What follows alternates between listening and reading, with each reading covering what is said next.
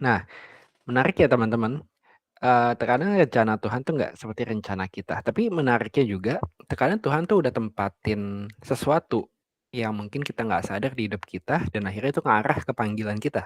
Nah, contohnya ya, ya kita ini biasa saya pakai ayat dulu. Tapi untuk kali ini kayaknya saya pengen teman-teman kebuka dulu pikirannya sebelum kita masuk firman gitu ya, supaya kita lebih fokus juga. Pertama, kalau teman-teman tahu, ini adalah presiden Amerika namanya Abraham Lincoln ya. Abraham Lincoln ini eh bukan salah satu ya, presiden ya. Jadi presiden dalam sejarah Amerika di mana dia itu bikin undang-undang buat apa ngomongnya, pembebasan budak-budak ya, budak-budak kulit hitam terutama ya, nggak ada budak kulit putih, setahu saya sih nggak ada ya.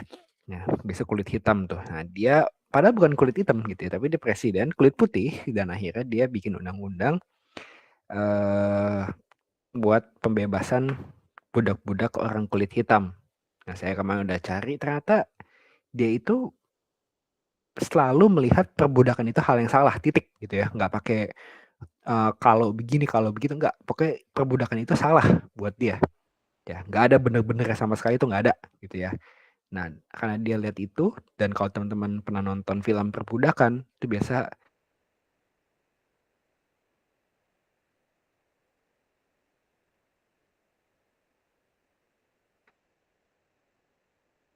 masih bayi itu udah termasuk budak gitu ya.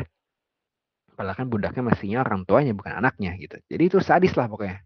Nggak ada nggak ada apa manusiawinya. Nah, sebagai orang normal seharusnya kalau kita lihat begitu ya, mau nggak usah orang Kristen lah, sebagai orang normal aja lah gitu.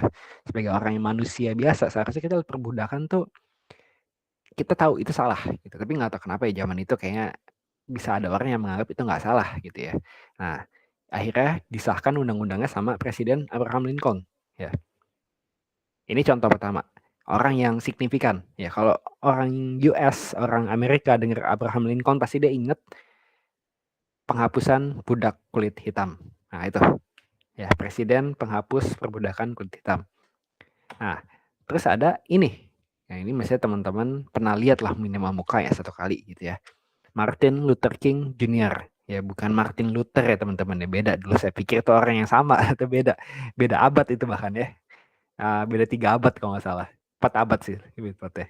Nah, itu ini adalah orang yang sangat aktivis dalam apa ngomongnya, kesetaraan orang kulit putih dan orang kulit hitam. Kenapa? Karena dia kulit hitam pertama, ya sebagai orang kulit hitam zaman itu, kalau teman-teman tahu orang kulit hitam pakai jas kayak begitu itu, pakai jas gitu, itu udah dibilang kayaknya eh kayak ngerampok gitu ya.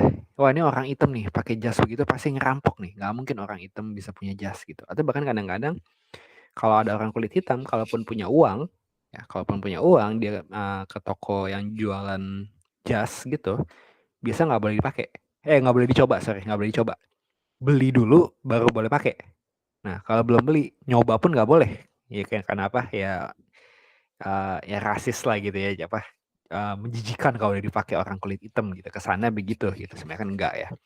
Nah, jadi ini adalah orang yang kalau kita lihat mukanya, kita tahu nih, ini orang aktivis yang melawan rasis gitu ya. Jadi kalau Abraham Lincoln, itu presiden penghapus perbudakan. Martin Luther, kita kalau lihat mukanya bisa langsung keinget ini adalah aktivis pejuang pelawan rasisme. Ya. Nah, terus ada ini nih. Nah, ini ya. Ini fiksi, tapi ya kalau tadi kan orang tokoh nyata semua. Nah, ini tokoh fiksi. Nah, saya sebenarnya paling suka Captain America dibandingkan semua. Kalau teman-teman nonton Avengers gitu ya, biasanya orang depan Iron Man, Iron Man, Iron Man. Saya biasa ya suka, tapi nggak sesuka sama yang ini gitu ya. Saya paling suka sama Captain America gitu ya. Kenapa? Karena menurut saya ini benar-benar leader gitu ya. Ya walaupun ada beberapa hal yang mungkin kurang tepat, namanya juga film gitu ya. Tapi sebagai leader dia tuh hebat gitu ya. Dia ini sebenarnya nggak punya kekuatan super ya, nggak punya kekuatan super. Basically dia bukan orang yang apa sih, kalau teman-teman tahu tuh punya tenaga super, dia tuh nggak punya. Ya, Captain America itu Cuma kesana tuh kayak orang atlet ya gitu ya, atlet yang paling jago aja di dunia, tapi masih manusia gitu, bukannya manusia super gitu. Sebenarnya masih manusia normal, tapi kondisi fisiknya itu udah kayak setara sama atlet paling jago di dunia lah gitu. Nah, tapi teman-teman bisa lihat dia mimpinnya siapa? Mimpinnya Thor gitu ya. Mimpinnya Iron Man. Padahal Iron Man sama Thor ya kalau tanding 1 lawan 1 sama dia ya pasti mereka menang gitu. Tapi kok bisa orang yang biasa aja kayak Captain America itu mimpin mereka gitu ya. Karena pertama dia punya skill leadership ya, dia jago bikin taktik ya. Leadershipnya juga kuat, karismanya tuh kuat ya. Dan yang paling seru adalah kalau teman-teman tahu di film paling pertamanya ditunjukin kenapa dia tuh sangat menentang hal yang salah gitu ya. Karena dia bilang dia tuh nggak suka bully ya, karena dia dulu kalau teman-teman tahu ceritanya gitu ya, dia tuh dulu cuma orang asma yang ceking ya, ceking kecil badannya, kurus banget, nggak ada tentara-tentaranya lah gitu. Nah, dia itu sering dibully sama orang yang badannya gede. Nah, dia bilang dia nggak suka bully. Mau bulinya di negara dia ataupun negara lain dia nggak suka gitu ya. Makanya dia ceritanya dia ngelawan Nazi gitu ya, US, Amerika lawan Nazi, Jerman. Nah, dia di salah satu orang yang lawan Nazi gitu. Tapi intinya gitu, dia adalah orang yang sangat tidak suka bully, entah itu Nazi, ya namanya Nazi itu ya bully dalam versi sadis lah gitu ya. Hitler itu kan ya walaupun gak bisa pakai kata bully juga ya, tapi hitungannya bully juga gitu. Nah, dia nggak suka bully, dia bilang. Mau itu dimanapun, dia asal dari manapun, mau Jerman, mau US, dia nggak suka bully, titik ya, titik gitu. Dan akhirnya ya dia kerjanya ngelawan bully dalam tanda petik gitu ya, orang-orang jahat gitu yang suka menindas orang-orang di bumi gitu. Nah, jadi 3 karakter tadi, Abraham Lincoln, Martin Luther, dan ini satu tokoh fiksi supaya gak relate dikit gitu ya. Dia adalah orang-orang yang kalau kita lihat mukanya kita tahu wah ini sangat signifikan gitu hidupnya. Nah, ada satu kisah, ini kisah nyata, di mana ada seorang pendeta bikin gereja di US. Dia bikin gereja isinya tuh orang dari berbagai macam ras ya. Orang Spanyol ada, orang Asia ada, orang kulit putih ada, orang kulit hitam ada. Semua nyaman di situ. Dan kadang-kadang kalau kita, nggak tahu teman-teman ya di gereja masing-masing gitu ya, kalau suku ini kayaknya harus suku ini semua, kadang-kadang mungkin ada yang masih begitu gitu ya. Kalau di US gitu ya, kadang-kadang ada tuh namanya Black Church ya, gereja kulit hitam. Jadi isinya tuh orang kulit hitam semua gitu. Kenapa? Karena kayak kalau orang kulit hitam masuk ke gereja yang isinya orang kulit putih semua, kadang-kadang dilihatinnya nggak enak gitu ya, kayak kesana menakutkan lah gitu ya. Jadi orang tuh kadang nggak nyaman di situ. Nah, ada pendeta yang bikin gereja kayak gini. Ya, ada pendeta yang bikin gereja kayak gini. Isinya campur. Ras manapun ada gitu ya. Asia, kulit putih, kulit hitam. Ya, semuanya ada di gereja ini. Jadi apa ngomongnya sebutnya? Gereja multikultural gitu ya, gereja multikultural. Dia bikin gereja multikultural. Dan itu sukses gerejanya. Gereja sukses lah gitu ya, gereja yang benar itu jadinya. Nah, akhirnya ditanya, kok kamu punya visi apa gitu sampai kamu bisa bikin gereja yang multikultural seperti ini dan berhasil gitu.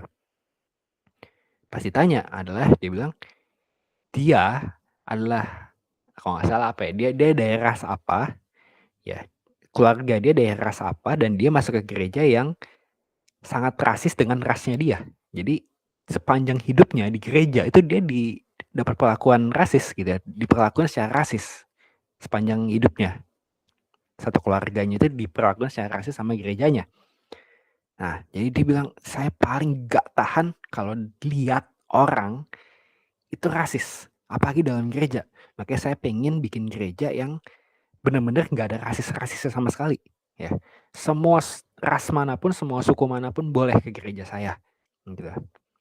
Nah, ternyata teman-teman dia signifikan kan. Jadi kalau orang kayak kalau tahu nama dia gitu, nyebut nama, oh si pendeta ini. pasti akan tahu, oh ini adalah pendeta yang benar-benar gerejanya itu multikultural dan kayak ras manapun aman lah masuk situ, nggak mungkin dapat perlakuan rasis. Nah itu signifikan ya teman-teman ya. Nah jadi itu contoh signifikan itu kayak gitu. Nah orang-orang kayak gini harusnya teman-teman tahu, kalau berdasarkan judulnya Tuhan hidupku ngapain. Orang-orang kayak gini tahu hidupnya ngapain gitu ya. Salah satunya ini pendeta ini gitu ya. Pendeta ini tahu oke, dia harus ciptain gereja yang benar-benar multikultural sampai orang tuh nggak dapat perlakuan rasis dan akhirnya rasain Kristus gitu ya. Berapa banyak orang kepahitan karena rasis ya, di gereja lagi, kadang-kadang dapat perlakuan rasis di gereja gitu, lebih parah lagi ya. Di tempat bukan gereja ya udah parah, ini di dalam gereja lagi parah banget itu ya. Nah berapa banyak orang ngalamin kayak gitu, dan berapa banyak orang akan ngalamin kasih Tuhan di gereja yang seperti ini. Nah jadi ini orang tahu hidupnya ngapain ya, dia tahu panggilan Tuhan dalam hidupnya apa. Nah kalau kita lihat contoh Alkitabiahnya, nah kita masuk ke Alkitab, ini tokoh kesukaan saya di Perjanjian Lama setidaknya. Enggak deh, tokoh kesukaan saya itu Daud satu ya. Yang kedua ini gitu, Nehemia ya. Di Nehemia 1, di opening kitab Nehemia ya, Nehemia ada orang-orang bawa kabar ke Nehemia. Orang-orang yang masih tinggal di daerah sana yang terhindar dari penawanan ada dalam kesukaran besar dan dalam keadaan tercela. Tembok Yerusalem telah terbongkar dan pintu-pintu gerbangnya telah terbakar. Ketika aku dengar berita ini dan berkabung selama beberapa hari. Aku berpuasa dan berdoa ke hadirat Allah semesta langit. Nah, kalau teman-teman tahu cerita Nehemia, Nehemia itu kalau teman-teman belum baca nggak apa-apa, tapi kalau teman-teman tahu, Nehemia itu identik dengan bangun tembok. Bayangin nggak sih? Kayak Daud identik jadi raja, ya Yusuf jadi orang kedua di Mesir. Keren gitu ya kalau denger nama mereka tuh kayak udah kebayang itu. Musa, pembebas Israel dari Mesir gitu. Kan keren ya dengar nama mereka, wah pekerjaannya ini. Kalau kita sebut nama Nehemia, pekerjaan apa? Bangun tembok. Kesannya kayak kok, hah, dia signifikannya bangun tembok doang gitu. Mungkin kesana kayak begitu. Ya, tapi kalau kita lihat di satu kitab Nehemia itu benar-benar luar biasa. Ini orang yang keren banget lah gitu ya. Dan malah saya kadang-kadang lihat kayak saya mirip sama ini orang nih. Kalau ini orang ada di dunia nyata, di zaman sekarang, kayaknya saya bakal mirip sama ini orang tipenya gitu. Ya ini orang yang benar-benar saya kagumi di Perjanjian Lama gitu ya. Jadi intinya dia itu semua punya pekerjaan yang lumayan enak gitu ya. Dia juru minuman raja, bartender gitu ya kesannya. Ya, dia juru minuman raja itu udah pekerjaan terhormat lah. Nah, tapi dia tahu, oh tembok Yerusalem itu terbongkar dan pintu-pintu gerbangnya telah terbakar. Nah, pas dia dengar itu nggak tahu kenapa dia nangis dan berkabung. Nah, pernah nggak sih teman-teman dengar kayak begini gitu ya? Jadi kesana kayak kita dapat berita apa, tiba-tiba kok kayak hatinya nggak enak ya? Kok aku kayak nggak terima ya Tuhan sama keadaan gitu ya? Ya kita doa kayak gitu. Contoh, teman-teman mungkin lihat ada orang yang aborsi, dan teman-teman akan lihat, kok hati aku nggak suka ya sama aborsi ya? Mau gimana pun itu salah gitu ya. Ya emang mungkin kita semua sebagai orang Kristen, kalau normal gitu ya, kita akan anti dengan aborsi mestinya gitu ya. Tapi kadang-kadang ada orang yang beda gitu levelnya tuh sampai kayak ini aku harus benar-benar hapus aborsi dari dunia ini gitu, sampai ke titik itu gitu ya. Nah, Nehemia ngalamin itu ya. Dia ngelihat tembok Yerusalem terbongkar dan pintunya terbakar, terus dia kayak aku nggak terima, kok bisa Yerusalem pintunya terbakar sama temboknya hancur gitu ya. Nah akhirnya sepanjang hidupnya dia terkenal karena bangun tembok gitu ya, bangun tembok. Dan juga temen-temen jangan pikir bangun tembok itu cuma bangun-bangun doang gitu, mah gampang gitu ya. Dia bangun tembok, ancamannya banyak banget ya. Musuh-musuhnya Israel, wah nyerang semua gitu ya. Berusaha jatuhin dia, udah kayak politik lah. Politik Indonesia mah nggak ada apa-apa ya mungkin dibandingkan apa yang dialamin Nehemia gitu. Wah dia mau difitnah sana sini, mau dibilang menghujat Allah lah segala macam. Kayak mau dipancing supaya masuk bait Allah yang mana itu nggak boleh gitu. Segala macam lah diserang dari segala arah gitu, cuma demi bangun tembok doang gitu. Nah, itu signifikan gitu ya, signifikan Nehemia itu bangun tembok. Nah ada juga ini tokoh yang mesti kita semua tahu, Musa ya. Musa itu pas dia diangkat anak sama putrinya Firaun, ya, ketika Musa telah dewasa, ia keluar mendapatkan saudara-saudaranya untuk melihat kerja paksa mereka. Lalu dilihatnya lah seorang Mesir memukul seorang Ibrani, seorang dari saudara-saudaranya itu. Ia menoleh ke sana sini dan ketika dilihatnya tidak ada orang. Dibunuhnya orang Mesir itu dan disembunyikannya mayatnya dalam pasir. Nah, dia ngelihat orang Mesir memukul seorang Ibrani. Ya, kita nggak tahu mukul itu kayak gimana.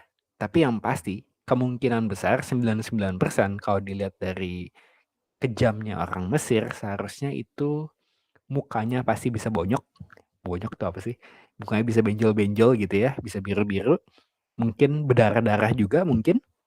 Ya, kalau kita bayangin kita jadi Musa, ya kita lihat saudara sebangsa kita lagi dijajah terus dipukulin sampai berdarah-darah dan mukanya mungkin sampai bengkak sana sini, mungkin kita akan kesel juga, ya sih? Kita akan kesel juga.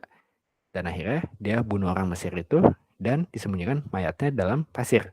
Nah, ini adalah cikal bakal Musa akhirnya bisa jadi penolongnya Israel gitu ya, penolong Israel dari bangsa Mesir gitu. Nah, tapi di ayat selanjutnya kita lihat. Nah, di ayat selanjutnya, ketika keesokan harinya ia keluar lagi, didapatinya 2 orang Ibrani tengah berkelahi. Ya, jadi tadi lihat orang Mesir pukulin orang Israel, sekarang ini sesama orang Israel nih. Ya, ia bertanya kepada yang bersalah itu, "Mengapa engkau pukul temanmu?" Tetapi jawabnya, "Siapakah yang mengangkat engkau menjadi pemimpin dan hakim atas kami? Apakah engkau bermaksud membunuh aku sama seperti engkau telah membunuh orang Mesir itu?"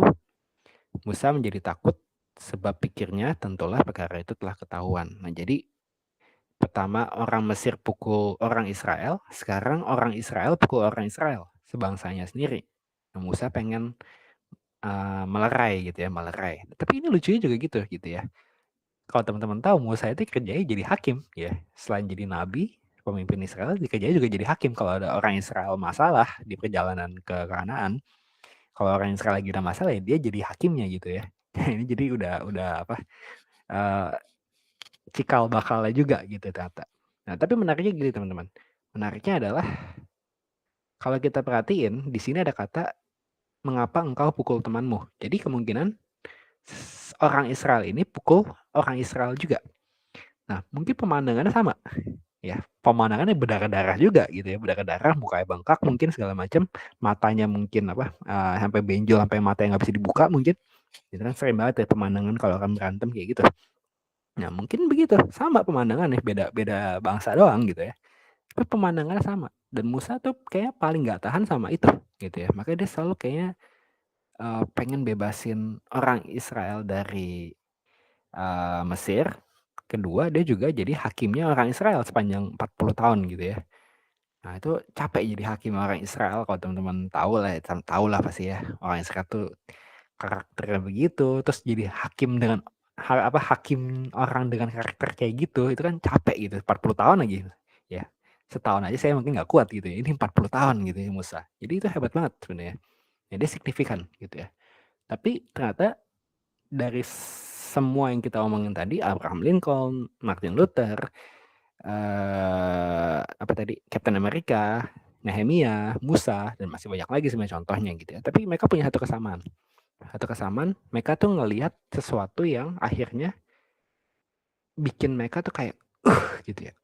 Hatinya tuh nggak enak gitu ya. Dengar sesuatu, ngelihat sesuatu terus hatinya nggak enak gitu ya. Nah, Musa ngelihat ini. Musa ngelihat orang berantem, hatinya tuh langsung nggak enak gitu. Nehemia dengar tembok Yerusalem hancur, hatinya langsung nggak enak. Captain America paling gak suka sama bully ya. Kalau dengar kata bully mungkin dia kayak paling benci sama bully gitu ya. Seumur hidup gue dibully gitu. Martin Luther dapat perlakuan rasis dari kecil, dia akhirnya ngelawan rasis. Sama juga dengan tadi pendeta yang gereja multikultural tadi gitu ya. Sepanjang hidupnya keluarganya dirasisin sama gereja, makanya dia pengen bikin gereja yang benar-benar nggak rasis. Nah, semuanya tuh jadi punya satu kesamaan. Orang yang signifikan hidupnya, ya dikenal sebagai satu hal gitu ya. Kalau dengar nama ini, kita langsung tahu, oh ini gitu ya. Dia tuh ngelakuin ini gitu. Nah, biasanya selalu dimulai dari mereka ngelihat sesuatu yang akhirnya itu jadi visi. Nah, itu yang namanya kalau kita sebutnya holy discontent gitu ya. Ini dulu saya diajarin sama mentor saya, Civania Christian. Nah, ini saya diajarin sama dia dulu. Walaupun belum lengkap-lengkap banget ya. Saya tadi barusan chat dia, Ci, kayaknya aku pengen dijelasin lebih lagi gitu ya. Tapi intinya itu holy discontent gitu. Ya, tahap pertama kita holy discontent tuh, sorry saya belum jelasin, takutnya teman-teman nggak paham Inggrisnya ya. Holy itu kudus, discontent tuh ketidakpuasan. Jadi kayak kalau kita lihat sesuatu, kita tuh kayak ada nggak puas, hati kita tuh kayak nggak tahan lah gitu ya, nggak tahan tapi itu kudus gitu ya, itu dari Tuhan. Nah, itu holy discontent. Kita nggak tahan tapi itu kudus ya, ngelihat sesuatu kita nggak tahan dan itu kudus, dan itu holy discontent.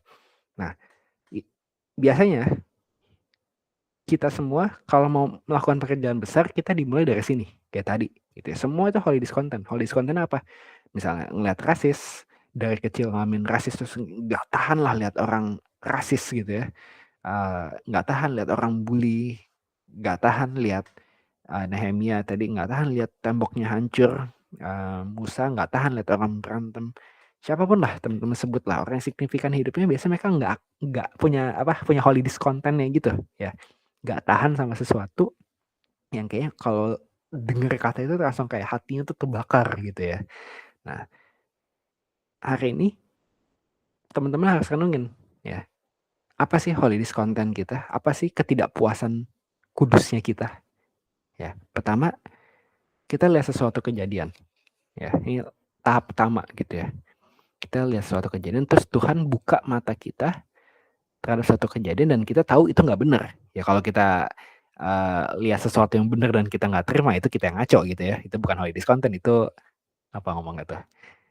Discontent yang tidak kudus malah ya gitu ya. Bukan discontent yang kudus. Jadi kita lihat sesuatu dan kita tahu itu nggak benar gitu ya, dan nggak, ya tau lah itu nggak benar gitu ya, rasis, pemerkosaan mungkin, aborsi mungkin, terus ada yang mungkin melegalkan LGBT mungkin ya. Kalau teman-teman tahu tuh ada aktivis di Amerika yang ditembak karena dia kerjanya tuh cuma ngelawan aborsi dan ngelawan LGBT, dan itu hebat banget gitu ya, video-video kesebar di mana-mana ya. Itu kayak dua hal yang jadi topik utama dia tuh ya, ngelawan LGBT dan ngelawan aborsi gitu ya. Dia tahu, dia pernah lihat video aborsi yang beneran gitu, dan dia benar-benar nggak tahan. Saya lihat videonya gitu, setiap orang harus nonton aborsi gitu ya, 1 kali dalam hidupnya. Jadi tahu aborsi itu pembunuhan.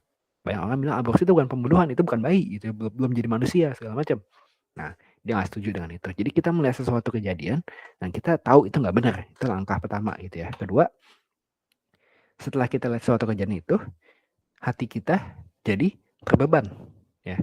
Kita tuh kayak terus mikirin hal tersebut, dan kita jadi prihatin kalau hal tersebut kita biarin tetap ada di dunia ini. Kayak misalnya tadi aborsi gitu ya. Aku nggak suka lihat aborsi. Terus nggak berhenti sampai situ doang. Ada langkah keduanya. Ya tahap keduanya, aku nggak bisa biarin aborsi masih ada di dunia ini. Gitu ya. Aborsi itu benar-benar harus hilang di dunia ini. Nah, ya kira gitulah. Ya hati jadi terbeban, gitu ya. Nah, tahap ketiga ini selaras dengan Tuhan juga. Ya ini penting. Ya, apa kata Firman? Ya, apakah ini benar dari Tuhan atau hanya pikiranku sendiri?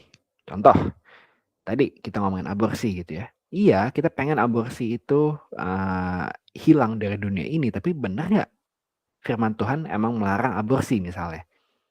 Ya, terus benar nggak ini Tuhan mau aku hidup buat benar-benar hilangin aborsi? Atau jangan-jangan ini cuma pikiran aku sendiri doang? Sebenarnya bagian aku bukan di situ. Nah, paham ya teman-teman? Jadi pertama kita cari tahu dulu nih.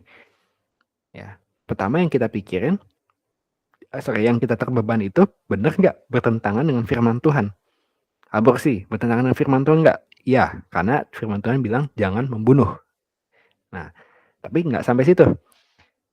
Ini benar nggak Tuhan? Hidupku ini buat ngelawan aborsi, atau jangan-jangan aku cuma kesel sesaat doang? Ya, Saya yakin di sini kalau teman-teman benar-benar baca firman, teman-teman pasti semua akan benci aborsi di sini. Gak ada orang yang suka aborsi di sini pasti. Ya, tapi apakah artinya kita semua hidup untuk melawan aborsi gitu? Saya pikir ya namanya moral ya pasti kita akan lawan gitu. Tapi mungkin kita nggak akan sesignifikan itu dalam hal itu gitu ya. Kalau teman-teman tanya saya setuju nggak sama aborsi? Nggak pernah saya setuju sama aborsi gitu ya. Tapi saya nggak merasa hidup saya benar-benar untuk menghilangkan aborsi dari dunia ini gitu. Walaupun ya itu hal yang baik gitu ya. Tapi sekali lagi teman-teman, hal yang baik belum tentu Tuhan mau. Ingat ya, hal yang baik belum tentu Tuhan mau. Ya, saya bisa jadi aktivis aborsi, tapi kayaknya Tuhan nggak panggil saya ke sana. Salah nggak? Ya nggak salah. Yang penting saya nggak setuju dengan aborsi. Ya, beda ya gitu ya teman-teman. Ini tahap ketiga. Tahap keempat, kita memutuskan untuk bertindak. Ya, jadi jangan cuma beban doang. Ya, jadi ini banyak orang yang ngemeng doang gitu ya, ngemeng doang gitu ya. Aku nggak suka sama ini, aku nggak suka sama ini. Jadi komentator, padahal nggak bertindak apa-apa. Ya, ketika kita udah tahu, kita udah selaras dengan Tuhan, kita harus memutuskan untuk bertindak. Nah, ada visi yang terbentuk gitu ya. Kayak tadi, pendeta yang multikultural tadi gitu ya. Gereja yang multikultural, dia tahu dia punya visi dalam hidupnya, dia harus bikin gereja yang semua ras akan merasa aman kalau masuk ke gereja itu. Gitu, nggak bakal dapat perlakuan rasis. Diterima semuanya. Nah, visi terbentuk dan menjadi harga mati bagi kita lakukan bersama Tuhan. Harga mati gitu ya. Harga mati tahu kan teman-teman ya. Jadi kayak aku rela matilah demi hal ini terjadi gitu. Nah mungkin aktivis Amerika yang saya nggak perlu sebut namanya mestinya gitu ya, yang kerjanya cuma ngelawan LGBT dan aborsi sampai dia ditembak mati gitu sama orang yang pendukung LGBT ya seharusnya ya, setahu saya.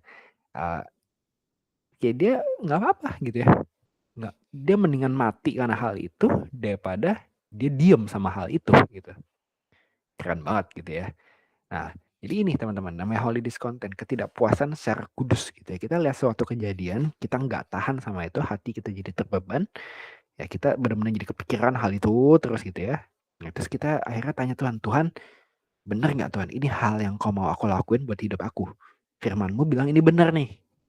Nah, terus ketika kita tahu, oke, Tuhan bilang iya, Tuhan pengen aku hidup untuk membereskan hal ini gitu ya. Nah, kita akan putusin buat bertindak karena visi kita terbentuk.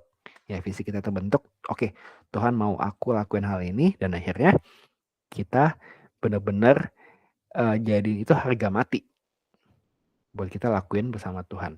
Nah, kalau teman-teman tahu kisah Paulus, ya pertobatan Paulus, ya Paulus ceritain pertobatan itu 3 kali dalam kisah para rasul. Dia ceritain 2 kali, tapi Alkitab ceritain 3 kali karena satunya itu Paulus sebagai orang ketiga, bukan dia yang ceritain gitu ya. Nah, di kisah para rasul 9 itu pertobatan Paulus, ya Paulus nggak ceritain, itu diceritain sama penulis ya. Terus ada di lupa lagi, kisah para rasul 22 kalau nggak salah. Ya, 22 atau 23, 22 kayaknya. Nah, terus ini 26 di hadapan kaisar gitu ya. Di hadapan kaisar ya, di hadapan raja, di hadapan raja. Nah, di sini ya, dia bilang Paulus itu pas dia pertobatannya ya, Tuhan nampakin diri ke dia dan Tuhan bilang, aku menampakkan diri kepadamu untuk menetapkan engkau menjadi pelayan dan saksi tentang segala sesuatu yang telah kau lihat daripadaku dan tentang apa yang akan kuperlihatkan kepadamu nanti gitu ya. Jadi itu saya udah merahin tuh ya. Tuhan bilang ke dia sendiri gitu ya. Tuhan sendiri yang bilang loh ya. Tuhan sendiri yang bilang, Tuhan menetapkan Paulus menjadi pelayan dan saksi. Dan Tuhan juga bilang, aku akan mengutus engkau kepada mereka. Mereka itu siapa? Nah ini, bangsa ini dan bangsa-bangsa lain gitu ya. Jadi Tuhan sendiri yang ngomong ke Paulus nih.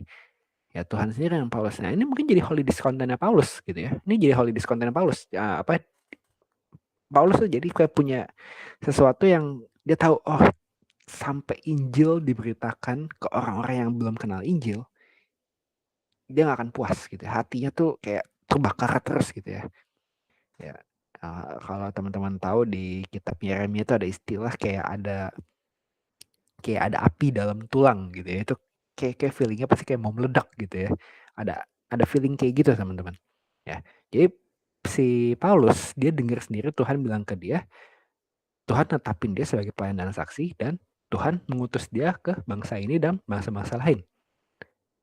Ya, ini ngomongin tentang Injil gitu ya, tentang Injil. Dan akhirnya kita bisa lihat Paulus bilang, jika aku memberitakan Injil, aku tidak mempunyai alasan untuk memegahkan diri sebab itu adalah keharusan bagiku. Nah, celakalah aku jika aku tidak memberitakan Injil. Nah, akhirnya ini jadi harga matinya dia, gitu ya. Dia mendingan mati daripada nggak beritain Injil. Kesannya gitu kan, celakalah aku jika aku tidak memberitakan Injil. Nah, berapa banyak dari kita yang udah temuin ini, gitu ya. Pernah nggak sih kita sampai mikir, aduh, celakalah aku jika aku tidak memberitakan Injil, gitu. Bisa nggak sih kita ngomong itu nggak cuma karena ngutip ayat, tapi benar-benar dari hati kita yang terdalam, emang kayak gitu ya. Aku nggak tahan Tuhan kalau aku nggak beritain Injil. Nah, segala sesuatu yang kita lakuin, sesignifikan apapun, gitu ya, ujung-ujungnya tentang memberitakan Injil. Udah, nggak ada hal lain gitu ya. Mau teman-teman tadi kita ngomongin holidays content, mau teman-teman itu apapun holidays content ya, ujung-ujungnya buat beritain Injil. Kalau tujuannya bukan membuat memberitakan Injil, nah itu udah salah tuh, udah ngaco gitu ya. Bodoh amat teman-teman mau bilang apa, saya akan bilang ngaco gitu. Semuanya harus ujung-ujungnya memberitakan Injil, motivasi utamanya. Ya, aku holidays kontennya buat memberantas aborsi, tapi kita nggak beritain Injil ke orang-orang yang mendukung aborsi misalnya, gitu ya. Itu udah salah. Gitu. Gimana caranya orang yang mendukung aborsi bisa berhenti mendukung aborsi kalau kita nggak beritain Injil, gitu kan? Itu aja kan logikanya udah begitu, gitu ya. Jadi ujung-ujungnya kita akan ngomongin Injil, gitu ya. Ini yang paling penting, gitu ya. Ini akhirnya kita belajar dari Paulus karena dia udah tahu Injil itu adalah tugasnya dari Tuhan. Dia benar-benar punya prinsip celakalah aku jika aku tidak memberitakan Injil. Nah, jadi apa yang harus kita lakuin sekarang? Ya, aku belum tahu nih, aku harus ngapain ya? Ya, atau aku belum nemuin nih ketidakpuasan rohani aku apa ya? Nah, karena saya pun pas dengar tentang istilah holy discontent itu, saya pertama kali itu diajar nama Civania Christian tuh 2023 gitu ya. Saya baru temuin tahun ini gitu ya. Saya baru temuin tahun ini, itu 2 tahun, butuh 2 tahun. Dan teman-teman mungkin kalau denger ini juga mungkin akan bertanya-tanya, apa ya yang bikin aku nggak puas ya? Apa yang bikin aku kesel banget ya? Mungkin nggak langsung gitu ya. Kalau bisa langsung ya bagus juga gitu ya. Tapi sekarang kita bisa apa sih? Pertama, melayani. Ya, kalau kata melayani itu sebenarnya agak rancu gitu ya. Kadang-kadang melayani dibilang, oh yang penting kita melayani di gereja gitu. Enggak, melayani lebih dari itu. Ya, melayani itu lebih dari itu. Ini bukan tentang mengangkat diri sendiri, tapi selalu tentang menjadi hamba. Gitu ya. Baru-baru ini saya bilang, nggak baru-baru ini sih ya. Tahun ini saya bilang ke mentor saya, Civania Christian, saya bilang ke dia, Ci, aku mau serve ya. Serve tapi teman-teman serve. Melayani kan kesana tuh kayak kalau di Indonesia tuh kayak formal banget. Tapi kalau serve tuh benar-benar kita kayak pelayan gitu ya. Kayak budak gitu kesana ya. Budak serve. Nah, Ci aku mau serve Cici, aku bilang gitu. Cici mau suruh aku ngepel, mau suruh aku nyapu, aku lakuin semuanya. Gitu ya. Mau suruh gulung kabel, mau apapun, aku pasti lakuin. Asal Cici yang suruh gitu. Kenapa? Karena pertama saya tahu dia mentor saya yang sangat saya hormati. Itu saya juga mau belajar dari dia dan saya selalu pegang prinsip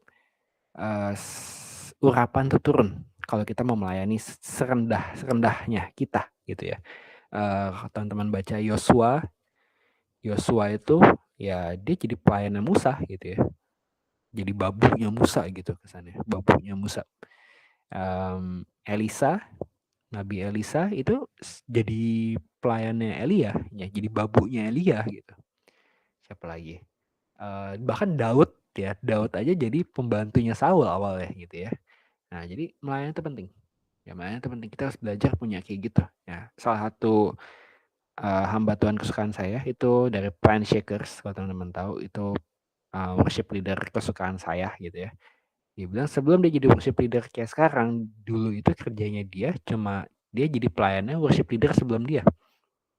Dan dia benar-benar nggak komplain sama sekali. Pokoknya worship leadernya datang, dia langsung angkutin gitarnya, langsung angkutin pedal-pedal efek-efeknya gitu. Dia yang pasangin, dia gulung-gulung kabel, siapin botol minum bahkan buat dia segala macam, udah kayak asisten pribadi lah gitu. Nah, dia ngelakuin itu dan akhirnya kita lihat sampai sekarang kayak gitu. Dan waktu itu saya punya kesempatan datang ke gereja Planet Shakers ya pagi-pagi itu waktu saya mampir, dan saya benar-benar lihat dia udah setingkat selevel tinggi itu aja dia masih gulung-gulung kabel. Saya lihat gitu ya, wah itu benar-benar teladan banget gitu ya buat saya. Gila, itu penyanyi internasional hitungannya masih gulung-gulung kabel di gerejanya gitu. Pasti dia bisa ada staff di gereja yang bisa gulung-gulung kabel sebenarnya, tapi dia gulung kabel sendiri gitu. Itu pemandangan yang saya nggak bisa lupa lah gitu. Itu hati melayani itu dia nggak ngomong doang gitu ya, dia benar-benar lakuin. Itu saya waktu itu saya bilang oke, saya juga punya prinsip kayak gitu sebenarnya dari dulu gitu ya. Walaupun cuma saya ikut mentor saya cuma bawain tasnya gitu, dilihat cuma sebagai pembawa tas. Saya bilang nggak masalah gitu ya. Emang saya hormati dia, bagus malah kalau saya dilihat sebagai pembawa tasnya gitu ya. Malah saya senang-senang aja gitu. Tapi intinya itu, melayani bukan cuma sekedar kesana mengangkat diri setinggi mungkin gitu. Kadang-kadang kita bilang wah melayani jadi tim musik gitu. Itu kadang-kadang malah mewah gitu ya, bukannya malah jadi merendahkan diri gitu.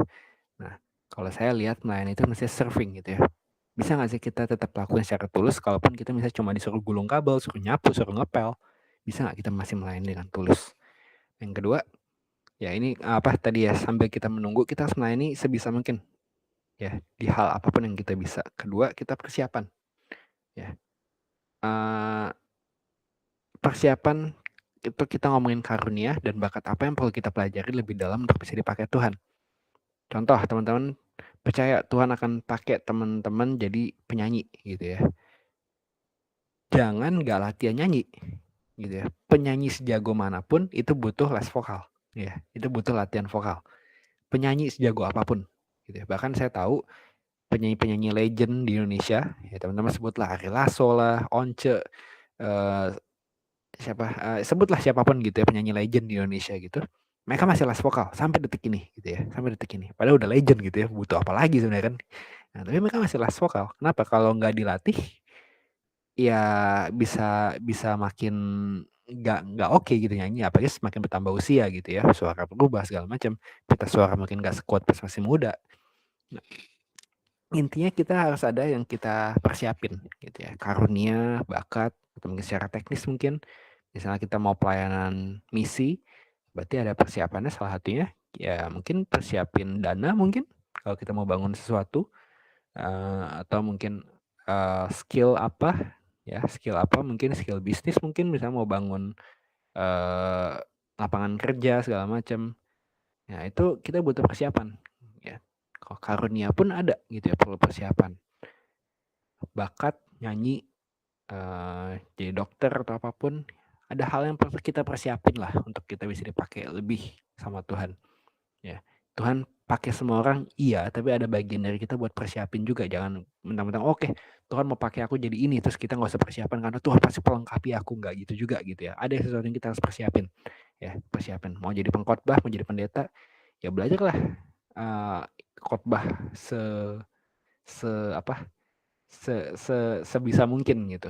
Saya kenal, saya nggak boleh sebut namanya, saya nggak mau rendahin dia sebenarnya ya, tapi ini sebagai contoh aja teman-teman ya. Dia merasa dirinya selalu sangat pandai berkhotbah gitu ya. Saya nggak usah sebut nama aja gitu ya. Dia sangat merasa dirinya sangat pandai berkhotbah ya.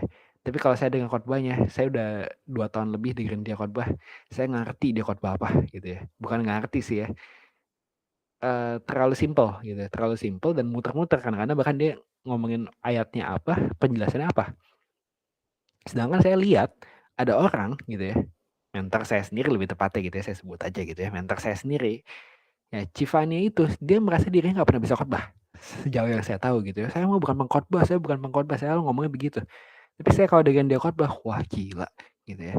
Kenapa? Kalau saya perhatiin dua orang ini saya bandingin,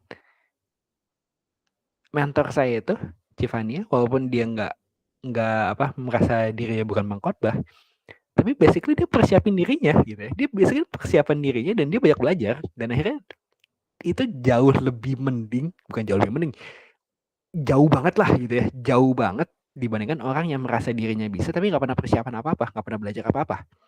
Nah itu ngubah hidup saya gitu ya. Wah, dia humble banget gitu. Makanya sampai sekarang saya masih respectnya, sehormat-hormatnya sama Civani itu saya lihat dia, wah ini orang humble sekali gitu ya. Belajar, nggak dilihat orang pun tetap belajar. Malah ternyata dia lebih hebat dibandingkan yang saya bayangin gitu ya. Saya baru tahu dia sehebat itu.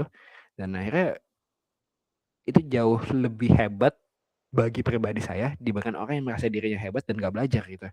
Itu saya belajar tuh, makanya oke nggak apa-apa, saya di masa belajar, walaupun mungkin orang nggak lihat, setidaknya saya mau belajar gitu ya. Karena saya punya teladan yang saya bisa lihat gitu ya, di depan mata saya sendiri gitu. Jadi ada persiapan yang bakal kita lakuin. Orang yang merasa dirinya dipakai Tuhan tapi nggak persiapan, selalu akan kalah dengan orang yang persiapan dan tahu dirinya akan dipakai Tuhan. Ya. Jadi pertama, kalau sekarang kita bisa ngapain? Kita melayani. Ya, melayani sebisa mungkin kita bisa melayani apapun, mungkin pekerjaan rendah sekalipun kita melayani, yang penting hatinya dulu melayani. Kedua, kita persiapan. Ya, apa yang perlu kita persiapin sih? Ya, apa yang perlu kita persiapin? Ya, belajar lebih lagi tentang hal itu. Bahkan karunia roh pun itu perlu dipertajam gitu ya. Perlu dipertajam. Ya, saya kepanjangan kalau ngomongin itu nanti. Ya, karunia roh pun perlu dipertajam, ada persiapannya gitu. Nah, yang ketiga, karakter. Karakter. Nah, ini penting juga gitu ya. Kadang-kadang kita persiapin segala hal, tapi kita nggak persiapin karakter. Nah, karisma dan karunia bisa membawa kita naik, tapi hanya karakter yang akan membuat kita bertahan di atas sana. Saya tahu karakter itu penting. Ya, saya tahu karunia bisa bawa kita naik, tapi hanya karakter yang akan membuat kita tetap di atas sana gitu. Jadi jangan sampai kita naik hanya untuk jatuh terjun gitu. Nah, karakter ini yang bikin kita tetap di atas. Dari dulu saya tahu itu.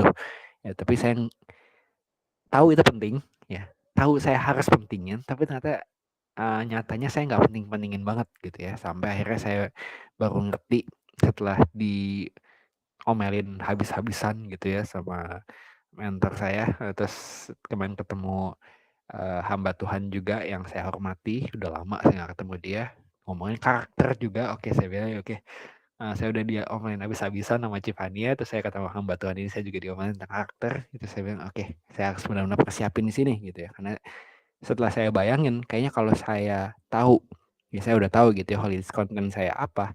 Dan kalau saya sampai di titik itu, Tuhan pakai saya di titik itu, tapi karakter saya nggak bagus, saya memastikan diri saya akan jatuh sedalam-dalamnya. Soalnya saya udah pasti tahu, ya saya pasti akan jatuh gitu kalau nggak punya karakter yang bagus.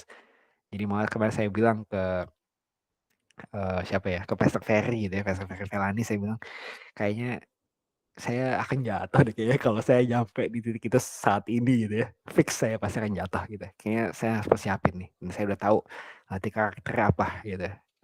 Karakter apa dan caranya gimana saya udah tahu tuh latih karakter gimana. Dan saya merasa saya belum siap ke situ. Tapi intinya itu, jangan cuma merasa nggak siap tapi nggak persiapan. Persiapannya itu salah satunya karakter itu yang dipersiapin. Itu penting, karakter itu penting. Kalau si Pastor Ferry itu dia bilang apa, pondasi dari semua yang kita lakuin itu ya, pondasinya yang bikin kita tetap kekeh itu karakter Kristus ya, bukan karakter yang buruk ya. Jadi gitu. Nah, salah satu penginjil legendaris udah meninggal, ini almarhum, dia bilang gini, God is not a duplicator, He is a creator. You are an original. Jadi Tuhan tuh bukan tukang kopi gitu ya, tukang duplikasi. Ya, tapi dia adalah pencipta. Nah, kita itu bukan hasil kopian dari orang lain, tapi kita tuh original. Nah, dibilang kayak gitu. Ada sesuatu yang signifikan di hidup kita. Nah, kita harus cari tahu. Kalau orang dengar nama kita, kalau orang dengar nama saya, dengan nama Andreas Mario, orang tuh akan ingat apa?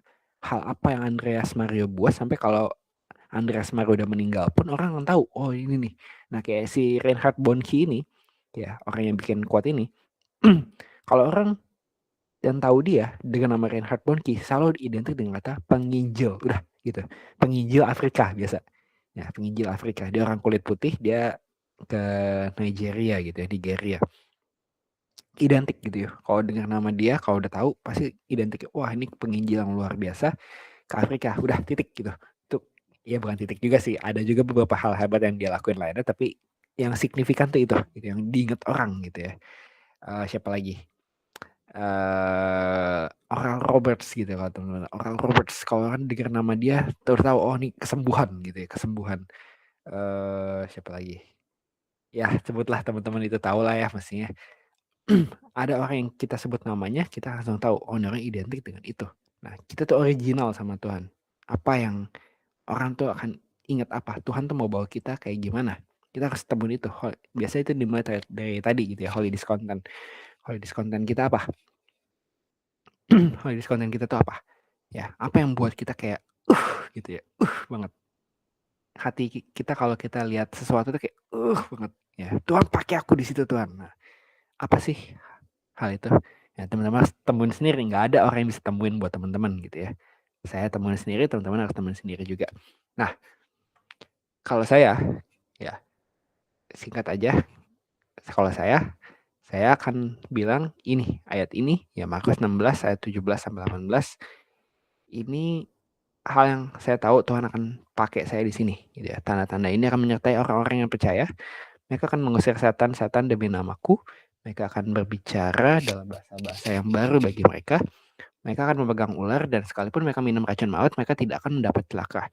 Mereka akan meletakkan tangan atas orang sakit dan orang itu akan sembuh.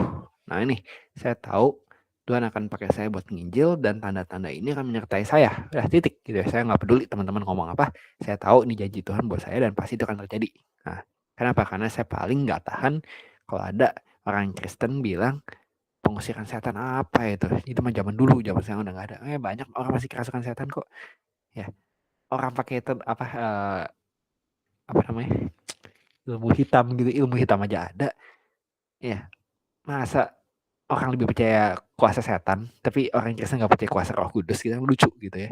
Saya nggak peduli orang mau ngomong apa gitu ya, tapi saya tahu pengusiran setan masih ada karena setan masih bekerja, dan saya tahu Roh Kudus lebih bekerja lagi daripada setan, dan saya tahu juga kesembuhan itu masih ada. Gitu. Dan saya tahu Tuhan mau pakai saya buat ngajarin ke orang kalau Roh Kudus itu sampai detik ini masih bekerja. Udah, itu saya tahu Tuhan akan pakai saya di situ. Gitu. Nah, teman-teman apa? Ya teman-teman gak usah sama kayak saya. Ya, saya beda. Saya sama mentor saya aja beda gitu ya. Saya punya 2 mentor sekarang. Itu aja udah beda dua-duanya sama saya gitu. Ya, teman-teman apa? Ya, teman sendiri. Apa sih yang bikin kita kayak Tuhan pakai aku Tuhan di sini gitu. Nah, terakhir penutup ini yang saya lagi pelajarin ternyata penting juga buat kita melihat diri kita di tempat akan kita bawa. Udah belum kita lihat diri kita di situ gitu. Ya, apakah kamu sudah benar-benar melihat dirimu di tempat tujuan yang akan Tuhan bawa dirimu ke sana? Misal kayak tadi ayat Markus 16 tadi itu janji Tuhan buat saya. Nah, saya udah belum sih melihat diri saya di situ? Nah, sejujurnya saya udah lihat. Nah, tapi saya tetap harus melihat diri saya lebih lagi di situ. Maksudnya gimana? Contoh, kisah nyata ada seorang apa tuh namanya? Miss Miss USA ya, Miss Indonesia versi Amerika gitu ya, teman-teman tahu yang ajang kecantikan itu. Dia bilang saya lupa pemenang atau kayak pemenang nggak salah ya. Pemenangnya pas dia menang, dia jalan di panggung gitu ya. Dia merasa nggak ada deg-degan sama sekali. Kalau menang kan bisa deg-degan ya. Kita nggak mungkin kalau nggak pernah jalan di ribuan orang segala macam itu kan mengerikan gitu. Tapi dia bilang dia udah menjalani ini berkali-kali gitu ya. Maksudnya apa? Dia tuh dari sebelum dia ikut ajang kecantikan itu, dia udah selalu membayangkan dirinya menang, terus dia selalu udah bisa ngebayangin dirinya tuh benar-benar jalan di panggung gitu ya. Panggung menang lagi begini gitu ya. Apa sih? Ya kayak gini gitu. Nah, dia udah membayangkan dirinya benar-benar udah begini-begini di panggung dan jadi kayak pas sudah akhirnya nyampe di titik itu kayak biasa aja gitu. Udah sering jalan di imajinasi gitu ya. Imajinasi itu kadang-kadang nggak salah juga gitu ya. Itu alkitabiah juga, tapi itu nantilah kita bahas kapan-kapan. Tapi intinya, udah belum kita benar-benar melihat diri kita di tempat tujuan yang akan Tuhan bawa diri kita ke sana. Kita tahu, misalnya kayak tadi, Tuhan akan pakai kita bikin gereja yang tidak rasis, misalnya begitu, kayak pendeta tadi gitu ya. Bisa nggak kita melihat diri kita benar-benar menggembalakan gereja yang memang tidak rasis gitu. kita merasa Tuhan akan pakai kita buat menghapuskan aborsi dari bumi ini. Nah, udah belum kita melihat diri kita benar-benar kayak misalnya contohnya megang sertifikat di mana aborsi ilegal gitu. Nah, bisa kita melihat diri kita di sana. Jadi doa saya buat teman-teman, yuk kita cari apa sih yang belum kita apa sih hati Tuhan buat hidup kita. Hidup aku bakal ngapain Tuhan? Nah, biasanya dimulai dari itu. Ya, dari visi kita kan lahir dari Tuhan ketika Tuhan akhirnya membangkitkan itu. Aku tuh paling gak tahan sama itu gitu ya. Aku gak tahan sama itu. Apa sih di hidup kita? Ya. Jadi ini PR buat teman-teman semua. Ya silahkan direnungkan baik-baik dan kalau teman-teman mau discuss juga nanti boleh gitu ya. Karena ini penting dan seru gitu sebenarnya kalau kita ini, dan hidup kita nggak akan sama lagi ketika kita udah tahu. Hidup kita nggak akan merasa nggak jelas lagi karena kita udah tahu kita mau kemana gitu ya. Udah nggak mungkin nggak jelas ya. Kalau udah tahu itu pasti jelas. Ya kalau belum tahu, nah makanya kita bisa hidup kayak bingung-bingung nggak jelas, yang mana saya pernah ngalamin gitu, hidup saya nggak jelas segala macam karena saya nggak pernah lihat itu. Saya nggak tahu saya mau kemana gitu. Ya saya tahu, terus saya udah diperlengkapi sama mentor-mentor yang luar biasa. Ya dan ternyata saya dapat support yang luar biasa juga dari mentor saya, yang mana saya nggak pernah nyangka dapat support dari dia. Ya saya baru tahu bahkan bisa disupport sama dia gitu ya. Nah, itu buka semua jalan dan akhirnya saya tahu makin jelas hidup saya, dan akhirnya ya udah jalan langkah-langkah saya pun juga akan makin jelas. Ya, saya tahu teman-teman juga pasti pengen kan hidupnya kayak gitu kan, siapa sih nggak pengen hidupnya kayak gitu gitu. Dan saya makanya berdoa buat teman-teman semua, yuk kita temuin Tuhan. Aku berdoa Tuhan buat kami semua yang ada di Google Meet ini, Tuhan biarkan kami semua tahu apa yang ingin Kau lakukan di hidup kami. Apa sih Tuhan yang akan jadi visi kami? Hal apa sih yang mengganggu hati kami kalau kami melihatnya? Apa sih yang paling kami nggak tahan melihat sesuatu yang bertentangan dengan firman-Mu, tapi masih dibiarkan di dunia ini? Ya, bawa kami lebih lagi Tuhan, bawa kami lebih lagi, ya, bikin kami bisa mengenali itu, ya, bikin hati kami bisa selaras dengan hati-Mu, bikin hati kami hancur dengan hal yang menghancurkan hati-Mu juga Tuhan. Biarkan kami benar-benar tahu apa yang jadi kehendak-Mu di hidup kami masing-masing, dan kami rindu Tuhan bisa Kau pakai, punya hidup yang signifikan di mana kami tahu kami harus melayani Engkau di hal ini. Ya, biar kami temuin hal itu Tuhan. Kami percaya Tuhan Kau akan menuntun kami sampai ke situ. Ya mungkin gak usah cepet-cepet, tapi step by step Tuhan, kami tahu Kau akan tuntun kami ke arah yang benar kalau kami emang lengket dengan Engkau. Kami percaya Tuhan, semuanya akan terjadi di hidup kami semua. Aku berdoa Tuhan supaya kita semua bisa menemukannya. Dalam nama Yesus kami berdoa dan mengucap syukur. Amin.